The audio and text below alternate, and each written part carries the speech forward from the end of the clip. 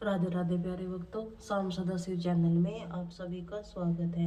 आज हम आपके लिए लेकर आए हैं मार्गशीर्ष महात्म्य का 11वां अध्याय। तो सुनिए। हरि विष्णु को समर्पित श्री हरि विष्णु स्रोत पाठ की रचना श्री आचार्य ब्रह्मनंद के द्वारा की गई स्रोत को भगवान श्री हरि विष्णु की उपासना के लिए सबसे शक्तिशाली मंत्र कहा गया है। श्री हरि स्रोत के अनियमित पाठ करने से भगवान विष्णु के साथ साथ माँ लक्ष्मी का भी आशीर्वाद मिल जाता है। भगवान श्री हरि का यह अष्टक जो मुराली कंठ की माला के समान है, जो भी इसे सच्चे मन से पढ़ता अथवा सुनता है, अंत में वैकुंठ लोक को प्राप्त करता है। वह दुख शोक जन्म मरण के बंधन से मुक्त हो जाता है। प्रिय श्रोताओं, सभी के लिए संस्कृत श्री हरि विष्णु स्रोत का पाठ पढ़ पाना संभव नहीं है, इसीलिए आपकी सुविधा के लिए अब मैं आपको सुना रही हूँ। श्री हरि विष्णु स्रोत का हिंदी अनुवाद आप में श्री श्रद्धा विश्वास के साथ इस स्रोत का अवश्य सुनिए। जगत का जाल पालन जगत कंठ मालन सरंद चंद्र भाल दैत्यम कमल नील कायम दुरावा मायूसु सहमंत भज में भजेमम अर्थात समस्त जगत के रक्षक है, जो गले में चमकता हार पहने वे हैं, जिनके मस्तक छंद ऋतु के चमकते चंद्रमा की तरह है, और जो महादैत्यों के काल है, आकाश के समान जिसका रंग नीला है, जो अजय मायावी शक्ति के स्वामी है, देवी लक्ष्मी जिसकी साथी है, उस भगवान विष्णु को मैं बारंबार भजता हूँ। सदा बोधि वामसम गलम पुष्प हाजम जगत सन निवासम सतदित्य मासक गद चक्र सक्र लतत पीतांबर शस्त्र चारु भ्रज भजे हम अर्थात जो सदा समुद्र के वास करते हैं, जिनकी मुस्कान खिले हुए पुष्प की तरह है, जिनका आवास पूरे जगत में है, जो 100 वर्ष सूर्य के समान प्रीति होती है, जो गदा चक्र शस्त्र अपनी भुजाओं को धारण करते हैं, जो पीले वस्त्रों में सुशोभित है और जिनके चेहरे पर सुंदर प्यारी मुस्कान है, उन भगवान विष्णु को मैं बारंबार भजता हूँ। रमाकंठ हारम श्रुतिवास सारम जल्लालतु रूपम मनोरथ सतरूपम दुर्तानेक रूपम भज हम अर्थात जिनके गले की हार में वेदी लक्ष्मी का चिन्ह बना हुआ है, जो वेद वाणी के सार है, जो जल में विहार करते हैं, पृथ्वी के भार को धारण करते हैं, जिनका सदा आनंदमय रूप रहता है, मन को आकर्षित करता है, जिन्होंने अनेक रूप धारण किए हैं, उन भगवान विष्णु को मैं बारंबार बसता हुआ जरा जन्महीन परम परान परम समाधान लीलम सदैव नैवानम जगत हेतु सुरहाई कम त्रिलोक में आज तुम भजे अर्थात जो जन्म मृत्यु मुक्त है, परम आनंद से भरे वे, जिनका मन हमेशा स्थित और शांत रहता है, जो हमेशा न्यूतन प्रतीत होता है, जो इस जगत के जन्म के कारक में है, देवताओं की सेना के रक्षक है, जो तीनों लोकों के बीच सेतु बन भगवान विष्णु को बारंबार भजता हूँ। कृता नाय गात गाथी श्यान विमुख दिननाथ हरा आरती मानस भक्तानुकूल जगत वृक्ष मूलम निरंतर शूलम भज में भजम अर्थात जो वेदों के गायक है, पक्षी राज गरुड़ की जो सवारी करते हैं, जो मुक्तिदाता और शत्रुओं का जो मान हर हरि है, भक्तों के प्रिय है, जगत रूपी वृक्ष की जड़ है, जो सभी दुखों को निरंतर निस्तर कर देते हैं, उन भगवान विष्णु को बारंबार भजता हूँ। समृता रेशम धृत भा आ केशम जगत विम लेशम हुदाकाश देशम सदा दिश्य देशम विमुक्ता कांड का हम भजे यह अर्थात जो सभी देवताओं के स्वामी है, काली मधुमक्खी के समान जिनके केश का रंग है, पृथ्वी जिसके शरीर का हिस्सा है, जिसका शरीर आकाश के समान स्पष्ट है, जिसका शरीर सदा दिव्य है, जो संसार के बंधनों से मुक्त है, वैकुंठ जिसका निवास है, मैं उन भगवान विष्णु को बारंबार भजता हुआ सुरा बलिष्ठ त्रिलोकी वृष्ट गुरुना विरिष्ट स्वरूपे कनिष्ठा सदा युद्ध धीम महावीर विरम महाबोधित तीर भजे हम भजे ये अर्थात देवताओं के सबसे शक्तिशाली, मैं त्रिलोकी की सबसे श्रेष्ठ है, जिनका एक ही स्वरूप है, जो सदा युद्ध में विजय रहते हैं, जो वीरों के वीर हैं, जो सागर के किनारे पर वास करते हैं, उन भगवान विष्णु को मैं बारंबार भजता हूँ। रमा वाम भागत तला नगर नागम कृता दीन यामम गता राग रागम मुनीश्वर तू गिरतम सुर से प्रीतम गुणोदय धरती धरी भजेम भजे अर्थात जिनके बाई ओर लक्ष्मी विराजित होती है, शेष नाग पर विराजित है, जो राग रंग से मुक्त है, ऋषि मुनि उनके गीत गाते हैं, देवता जिनकी सेवा करते हैं, जो गुणों से भी परे हैं, उन भगवान विष्णु को बारंबार भजता हूँ। इदम यस्त इत्तम सदान चित्त पंट दम कंट कंठहारम मुरारे, यह विष्णु विमोक धुर अति लोचम जरा जन्म सकम पुनिवर्त तेन भागवन। श्री हरि का यह अष्टक जो मुरारी के कंठ की माला के समान है, जो इस सच्चे मन से पढ़ता वह वैकुंठ लोक को प्राप्त होता है, वह दुख शोक जन्म मरण के बंधन से मुक्त हो जाता है। इति श्री परमहंस स्वामी ब्रह्मानंद विचित्र श्री हरि श्रोतम संपूर्ण श्री परमहंस स्वामी ब्रह्मानंद जी के द्वारा रचित यह श्री हरि स्रोत समाप्त हुआ।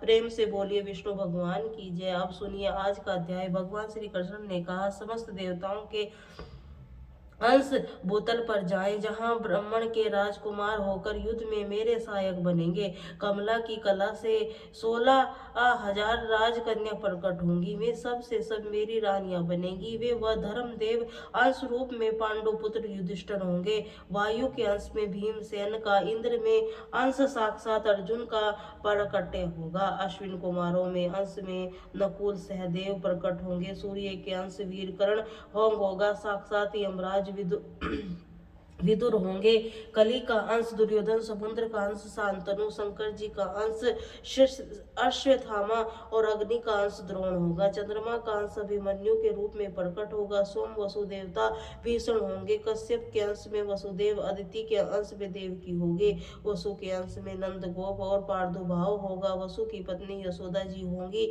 कमला के अंश में द्रौपदी होगी जिसका प्रादुर्भाव यज्ञ कुंड से होगा, अग्नि के अंश में महाबली दुष्टदुम्न का जन्म होगा, शतरूपा के अंश में सुभद्रा प्रकट होगी जिनका जन्म देवकी का गर्भ से होगा। देवता लोग भारहारी होकर अपने अंश में जब पृथ्वी पर आरती हो, उस प्रकार देवी पत्नियां भी अपनी कला के भूतल पधारे। नारद ऐसा कहकर भगवान श्री कृष्ण मौन हो गए। वह सारा वितरण सुनकर प्रजापति प्रजा की वहां अपने स्थान पर जा बैठे हैं। हे देव ऋषि, श्री कृष्ण के वाम भाग में वाग देवी सरस्वती, दाहिने भाग में लक्ष्मी जी की अन्य सभी देवता और पार्वती देवी सामने थे। गोप और गोपियां भी उसके सामने ही बैठी थी। श्री राधा श्याम सुंदर वक्ष स्थल पर विराजमान थी। उसी समय ब्रजेश्वरी राधा जी अपने प्रीतम से बोली। राधिका जी ने कहा, हे नाथ, मैं कुछ कहना चाहती हूँ। हे प्रभु, इस दासी की बात भी सुन लीजिए। मेरे प्राण चिंता से निरंतर जल रहे हैं, मेरा मन चंचल हो रहा है। आपकी ओर देखते समय मैं पल भर के लिए आंख बंद करके या पलक मारने में भी असमर्थ हो जाती हूँ। फिर प्राणनाथ आपने बिना इस भूतल पर भी मैं अकेली जैसे जाऊंगी। गणेश से जीवन बंधो, सच बताओ, वहां गोकुल में कितने समय के बाद आपके साथ मेरा अवश्य मिलन होगा। आपको देखे बिना एक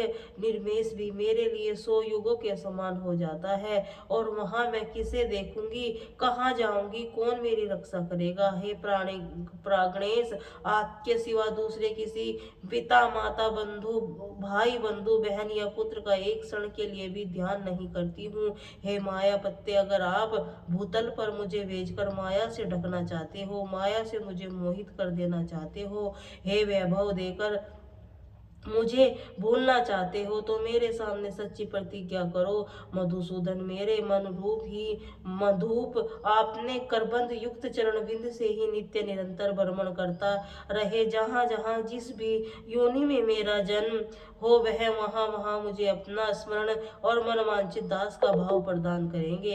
हे भूतल पर कभी भी इस बात को न भूलूं कि आप मेरे प्रीतम श्री कृष्ण हो और मैं आपकी प्रियसी राधिका हूँ।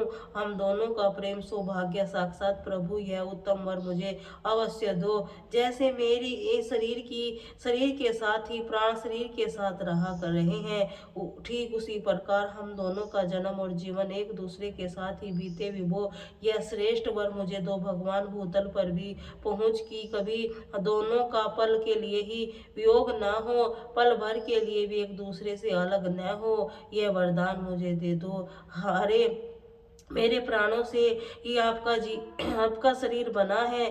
मेरे प्राण आपके श्री अंगों से अलग नहीं। मेरे इस धारणा का कौन निवारण कर सकता है? मेरे शरीर से ही तो आपकी मुरली बनी है। मेरे मन से ही आपके चरणों का निर्माण हुआ है।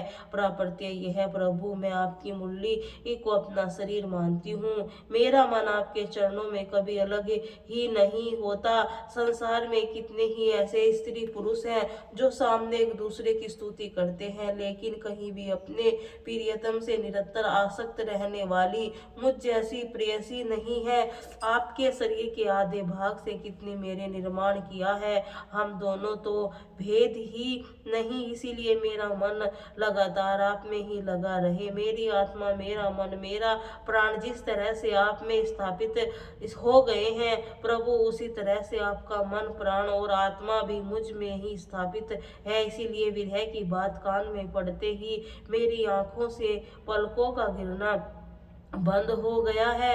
हम दोनों की आत्माओं का मन प्राण निरंतर गंध हो रहे हैं। भगवान कृष्ण कहने लगे, देवी, उत्तम आध्यात्मिक योग शोक का उच्छल करने वाला होता है, शोक को दूर करने वाला होता है। इसीलिए उसे भी बताता हूँ, सुनो, यह योग योगेंद्र के लिए बड़ी दुर्लभ है। सुंदरी देखो, सारा ब्रह्मांड आधार के आधे के रूप में ही विभक्त है। आप धन्य ध्यान से सुनो, फल का आधार होता है, फूल फूल का आधार है, पल्लव पल्लव का आधार होता है, तना या डाली उसका भी आधार आश्रम वृक्ष होता है। अब वृक्ष कैसे बनता है, उसका आधार होता है अंकुर, जो बीज की शक्ति से भी उत्पन्न होता है। उस अंकुर का आधार बीज है और बीज का आधार होता है पृथ्वी। सब चीजों को लगातार एक दूसरे के संबंध से एक दूसरे में समाये हुए जो पृथ्वी का आधार है। शेष नाग, शेष के आधार से भी जो कुछ कच्छप है, कच्छप जी का आधार वायु है, वायु का आधार हूँ मैं, और मेरी आराध स्वरूपा तुम हो, क्योंकि मैं तो सदा तुम में ही स्थित रहता हूँ। राधिके, तुम शक्ति का समूह और मूल प्रकृति ईश्वरी हो। तुम तो आत्मा निरंतर तुम्हारे संयोग प्राप्त करते ही चेष्टावान होता है, कुछ भी करने से समर्थ होता हूँ। शरीर के बिना आत्मा कहाँ और आत्मा के बिना शरीर कहाँ? देवी, शरीर और आत्मा दोनों प्रधानता है, बिना दोनों के संसार कैसे चल सकता है? राधे, हम दोनों में कहीं कोई भेद नहीं। जहाँ आत्मा है वहाँ शरीर है, वे दोनों एक दूसरे से अलग ही हैं। जैसे दूध में सफेदी, अग्नि में दाही और शक्ति पृथ्वी के गंध और जल से शीतलता होती है, ठीक उसी तरह तुम भी मेरी शक्ति। यहाँ पर भगवान श्री कृष्ण राधिका जी को अलग होने से पहले समझा रहे हैं कि हम दोनों एक दूसरे को अलग नहीं है। वह कहते हैं कि मेरे बिना राधिका तुम निर्जीव हो और तुम्हारे बिना मैं अदृश्य हूँ। सुंदरी, तुम्हारे बिना मैं संसार की सृष्टि नहीं कर सकता है, यह निश्चित बात है। ठीक उसी तरह जैसे तुम्हारी मिट्टी से बिना घड़ा नहीं बन सकता, सुनार सोने के बिना आभूषण नहीं बना सकता, स्वयं आत्मा जैसे निरंतर उसी प्रकार साक्षात प्रकृति स्वरूपा तुम नित्य, तुम ही संपूर्ण शक्तियों का समाहार संचित है। तुम उसकी आधार भूता की सनातनी हो, लक्ष्मी जी सरस्वती की पार्वती, जहाँ शिव की शेषनाग और धर्म, यह सब मेरे प्राणों के समान है, किंतु तुम मुझे प्राणों से भी अधिक बढ़कर प्यारी हो। राधिके, यह सब देवता और देवियां तो मेरे निकट है, परंतु अगर तुम मुझे अपने अधिक प्रिय न होती तो सब मेरे वक्त स्थल में कितने विराजमान हो सकते हैं। श्री सुशील राधे, अब आंसू बहाना छोड़ो, साथ ही इस निष्फल भ्रम का परित्याग भी कर दो। शंका छोड़कर निर्भय भाव से वर्ष भानु के घर में पधारो। हे सुंदरी, 9 महीने तक कलावती के पेट में स्थित गर्भ का माया द्वारा वायु से भरकर रोके रहो। 10वां महीना आने पर तुम भूतल पर प्रकट हो जाना। अपने दिव्य रूप का परित्याग करके शिशु रूप धारण कर लेना। जब गर्भ में वायु के निकलने का समय हो, तब कलावती के समीप पृथ्वी पर नग्न शिशु के रूप में गिरकर निश्चय ही रोने लगना। साध्वी, तुम गोकुल आओ, निजा रूप से प्रकट होगी, मैं भी अयोजन रूप से ही तुम्हारे आप में प्रकट करूंगा, क्योंकि हम दोनों का गर्भ में निवास होना संभव ही नहीं है। मेरी भूमि पर स्थित होते ही पिताजी तुम्हें गोकुल में पहुंचा देंगे। वास्तव में कंस का भय का बहाना लेकर मैं तुम्हारे लिए ही गोकुल में जाऊंगा।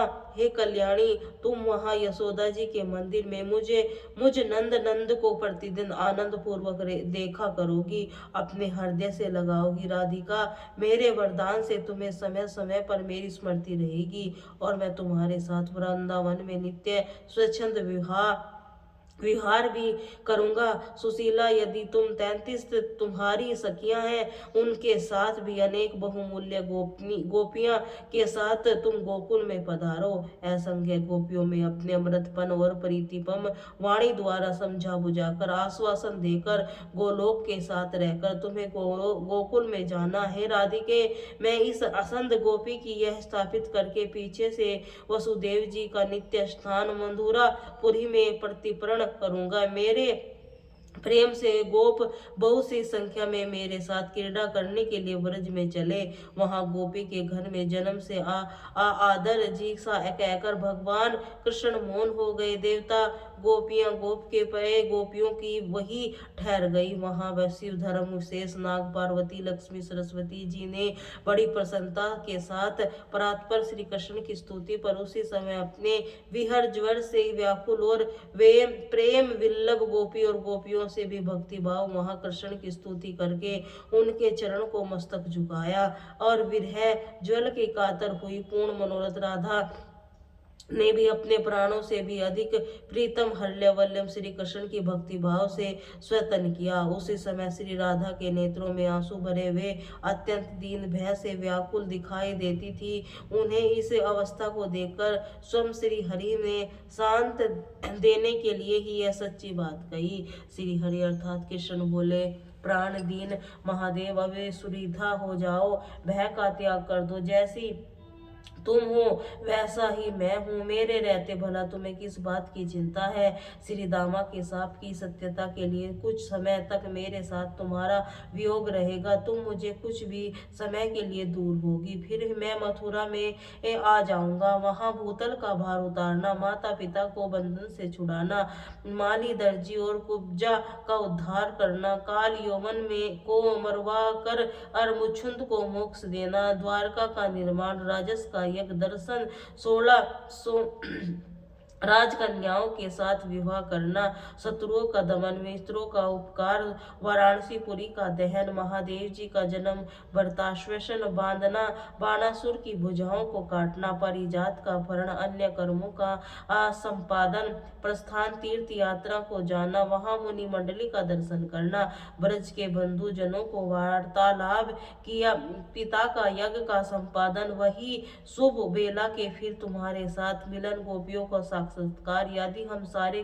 कार्य तो मुझ में ही करने से फिर तुम्हारे आत्मज्ञान का उपदेश देकर वास्तव में तुम्हारे साथ नित्य मिलन का सौभाग्य प्राप्त करूंगा। इसके बाद मेरे साथ दिन रात तुम्हारा संयोग बना रहेगा, कभी भी एक क्षण के लिए वियोग नहीं होगा। इतना ही नहीं, वहां भी तुम्हारे साथ मेरे ब्रज के आगमन होगा। प्राण वल्लभ वियोग काल में ही स्वप्न में तुम्हारे साथ सदैव मिलन होता रहेगा।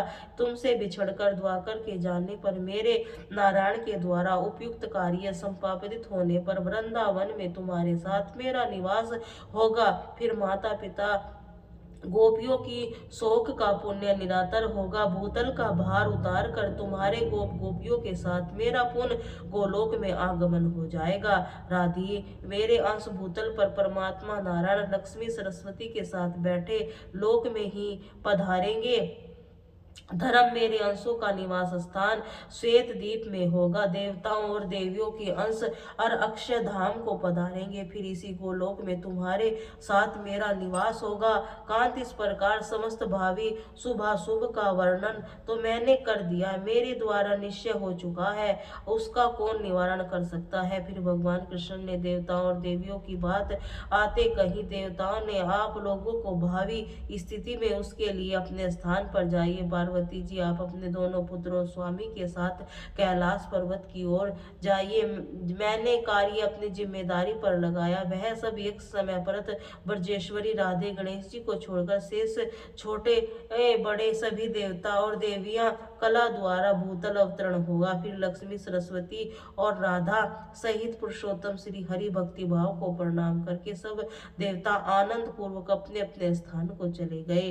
श्री हरि ने जिस कार्य का आयोजन करना था उसे सफल बनाने के लिए बड़ी वेगता पूर्वक भूतल पधार गए, क्योंकि स्वामी का बताया हुआ स्थान देवताओं के लिए दुर्लभ था। भगवान श्री कृष्ण ने राधा रानी से कहा, प्रिय, तुम पूर्व पश्चिम गोप गोपियों के समुदाय के साथ अब ब्रज भानु में निवास ग्रह को पधारो।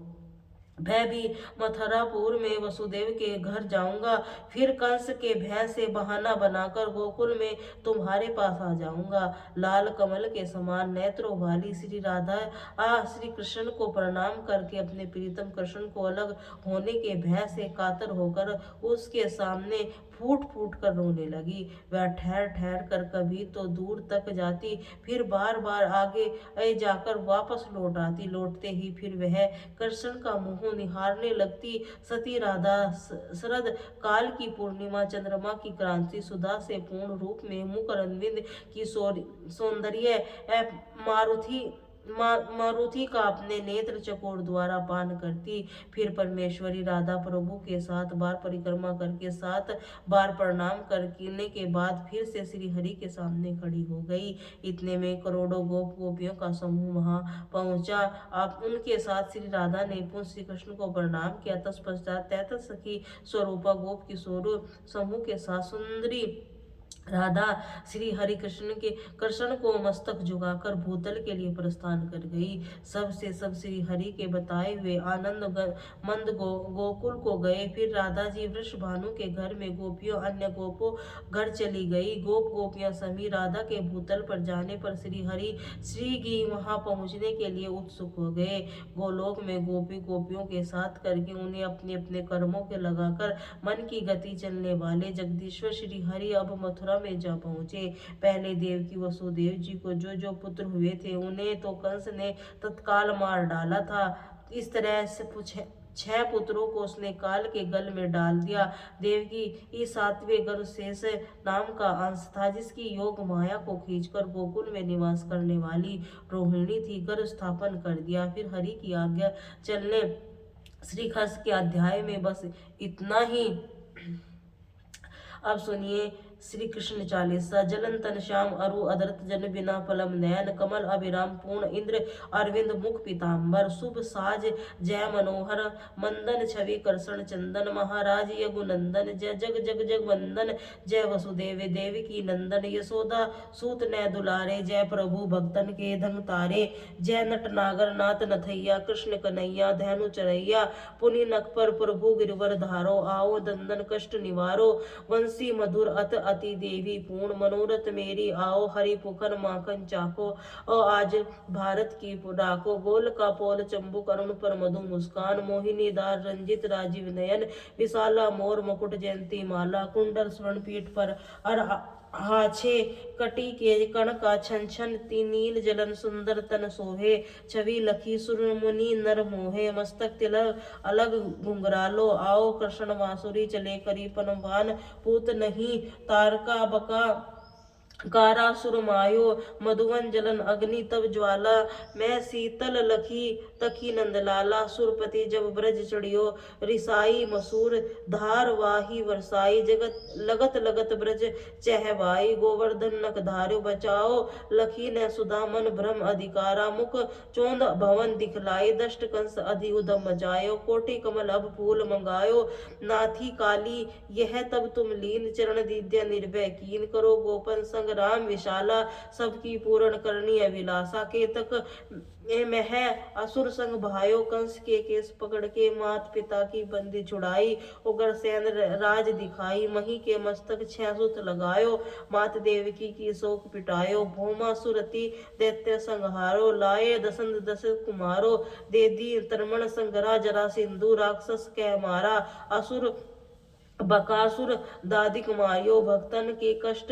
निवारो दीन सुदामा के दुख टायद ए तुंगलिंग दीन झूठ मुख डारो प्रेम के साग विदुर घर मांगो दुर्योधन की मेवा लखी प्रेम की महिमा भारी ऐसे श्याम हितकारी भारत के पत रख हाके लिए चक्र के कर नहीं बल ताके नित गीता ज्ञान सुनाए भक्तन हरते सुधा आवर्षाए मीरा थी ऐसी मतवाली विष की पी गई बजा कर ताली राना भेजा साप पिटारी सालीग्राम बने बनवारी निज माया तुम इसको दिखलाए उर्धर शयन सकल पिटायो सब संत निंदा करी तत्काला जीवन मुक्त भयो शिशुपाला जब द्रौपदी टेर लगाई दीना नाथ लाज बचाई तुरंत वसत बदे नंदलाला बड़ो चूर को अति मुकमाला यह नाथ की नाष्ट कन्हैया डोबत भवर बचावत नैया सुंदर दास अरिधारी दया दृष्टि जय बनवारी नाथ सकल मम कुमति निवारो श्रम बहु बेगी अपराधो हमारी